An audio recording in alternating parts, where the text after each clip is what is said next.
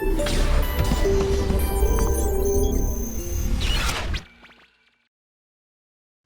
Maiden Financial Literacy 2022 conference, organized by Islamic Cooperation for Development in partnership with Halfinance Business Consult, wrapped up its 5-day event with a hackathon session. In his opening remarks, Mr. Habib Gbenle, co-founder and partner Halfinance Business Consult Limited, described the session as an opportunity for entrepreneurs to pitch their ideas to potential investors. This hackathon, of course, is to bring your creative minds together to solving a financial solution, right? You've identified a problem and you want to provide a solution to it. I know today is all about pitch. You pitch your idea and you get feedbacks, but it's not going to end here. What we want to see at the end of the day is something that, from the judge's point of view, they feel it can work. For those that are in the tech space, it could be maybe an illustrative diagram, maybe a Figma or something in the minimum. You understand? And if you want to go further ahead, maybe like a website kind of thing or something minimal that can, to a very large extent, prove that, okay, this thing is workable.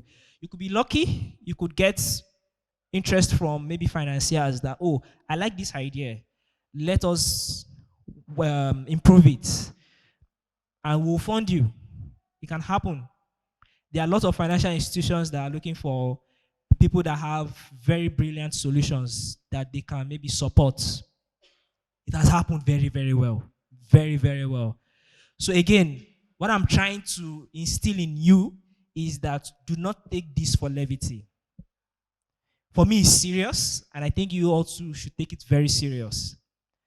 The hackathon session featured interesting presentations from 11 teams that focused on innovative services that can deepen financial inclusion in Nigeria. The founder of Smart Halal Investment Club, Mr. Ridwan Sanusi, in his short presentation, highlighted areas that the entrepreneurs should explore to achieve scale in their ventures. Business is not about making money. Making money is secondary. You need to give value to the people that you're serving. So you need to identify a problem. And many business owners make the mistake of creating a solution for a problem that has not been identified. So you need to ask yourself, what is the problem that I am solving? Guess what? If you have been able to answer this question clearly, you're halfway done, 50% done. Because everything in your business revolves around the problem. Your marketing strategy is around the problem. The solution is around the problem. The people that you hire around the problem. So you need to know the problem that you're solving. Don't focus on too many problems. One is okay. We know that, for instance, entrepreneurs face so many challenges. They face so many problems, right? But just look at one problem. One major problem. And how do you identify the problem? Let me give you a classical example, maybe two examples. If a patient walks into a hospital, the patient would not leave until he or she sees the doctor, right? If the doctor told the patient to go and bring 1 million naira, even if the patient cannot afford it, the patient will look for that money.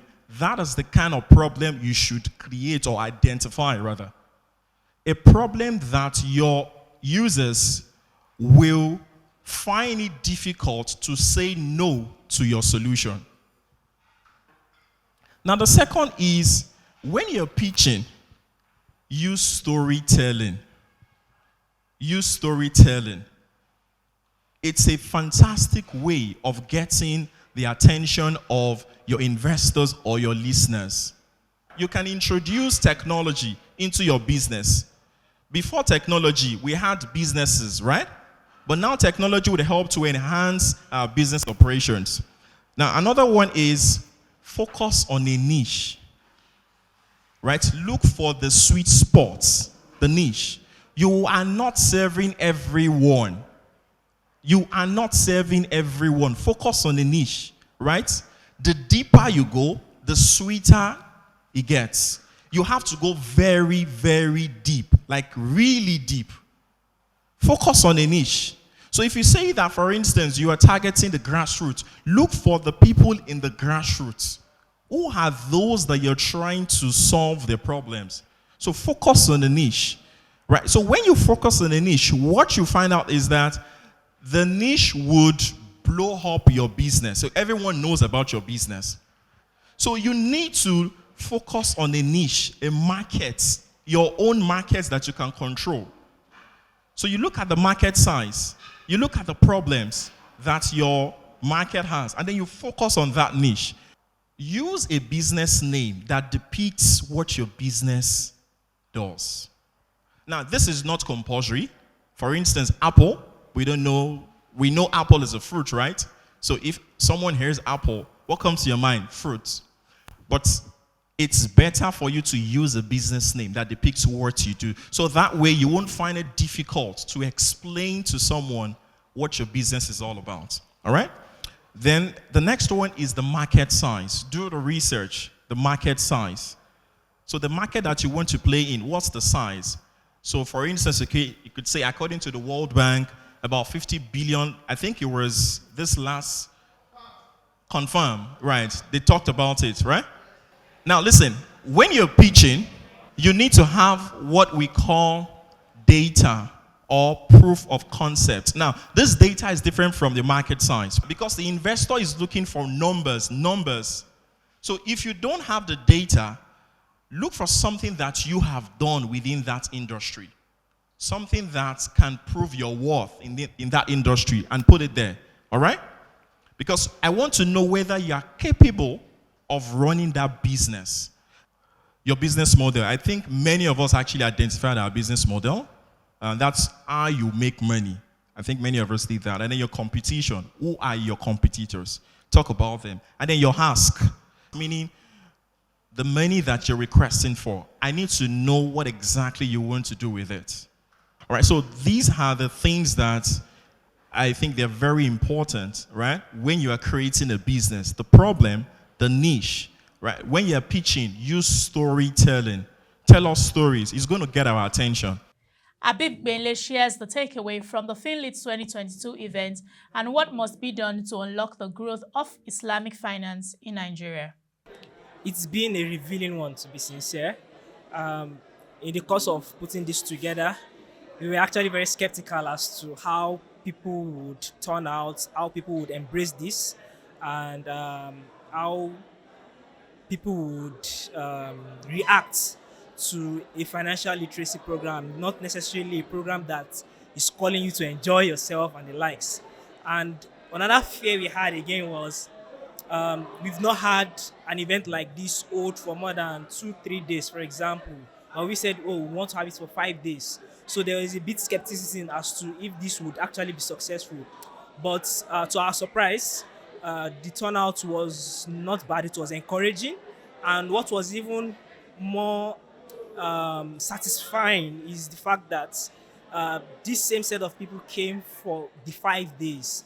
And to us, the organizers, it proved that there was value in what was being churned out by the facilitators and whatever was in the settings from the beginning to today, which is the closing ceremony. So we are really happy about that. And it shows that people are really interested in wanting to learn more.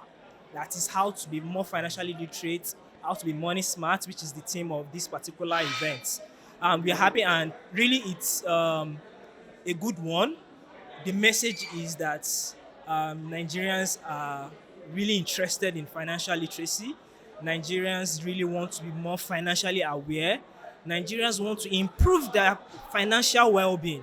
So really that's the message that we've gotten from this. And the feedback has been fantastic from the facilitators, from those that attended. They've spoken highly of this particular event, and we hope that we keep up the momentum and even get better at it. And then from the hackathon, various products came out and all that.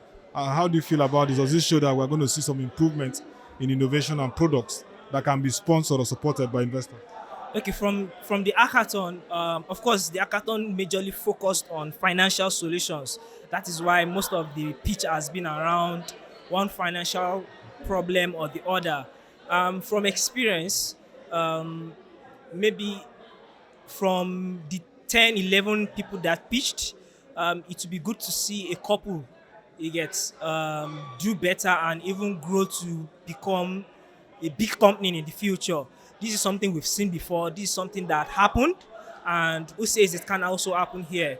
Most of the big companies that we have today have a story, maybe from starting in a garage or starting in one way or the other. So maybe a story of a big company in the future would break out from maybe participating in a hackathon contest like this. And this is something that I would really, really want to see in 1, 2 years from now.